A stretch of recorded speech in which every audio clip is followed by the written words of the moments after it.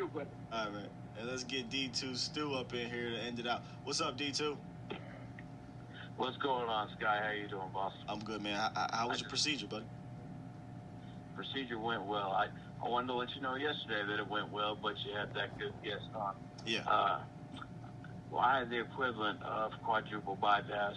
They cleaned out the 3 stents that I had in there, added 4 more, so now I got lucky number 7 stents in there. I'm doing all right. I'm rested up. Great. And I'm Great on to the hear. show with you. Can't complain about that. That's I got to touch on this Lyle Collins Steele thing. Sure. What you got for us? Be happy that it's even a conversation. That's what I'm trying to get across to the nation, brother. I'm trying to get it across to the nation. It's tough, though. It's hard out there. So let me say this to touch on that. Sure. Anybody listening to A to Z Sports with Skywalker Steele on YouTube right now, you're halfway there. Stop listening to those 4-letter networks. You've got the best content creators for your team right here on YouTube. Educate yourselves. You got Mark Holmes. You got Vosh Lombardi. You got Law Nation. You got Foots the King. You got Boss Cowboy. You got Okoye Media. I can go on and on and on and on. You're right here. Put down the 4-letter networks. Trust me, these networks know what's up. The .coms, they see what's happening. That's why they're on YouTube now. Well, and you even got your good guy Jeff Kavanaugh on here. You got Mike Fisher on here. Yeah. YouTube is where it's at. Drop those 4-letter networks. Now this team, I've been listening to all these phone calls coming in. A lot of good things being said about this team. The thing about this team, Sky, they're playing for each other. They're fighting for each other, not themselves. Yeah, they're fighting they're fighting for the man next to them, and you can see it in those sounds of the sidelines, man. Those things are they're only not cool, they're informative, in my opinion, to see the overall camaraderie on this team up close and personal. And it starts with the leadership of number 4. Sure. Anybody that had any problems with Dak, if you're still a fan of this team and you have a problem with Dak, what are you doing here? Go find somebody else. This is Dak's team.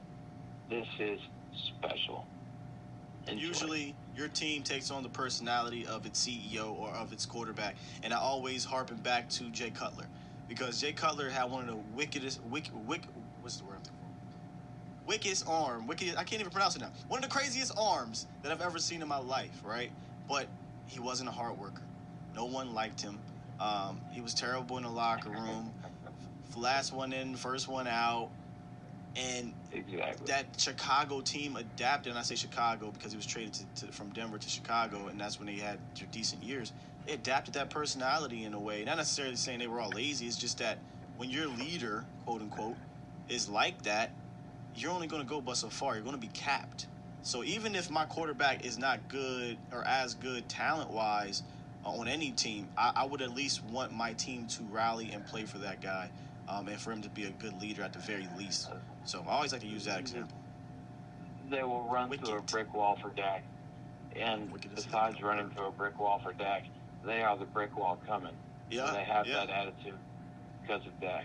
And Dan Quinn bringing his fast and physical, getting those guys out there, talk shit and hit. That defense is ready to show you. Gotcha. But we coming. And you're going to hurt. Because we're going to talk shit. We're going to hit. And they're going to find a way to win each and every week. And if they lose, they're going to pick themselves back up. They got one goal in mind.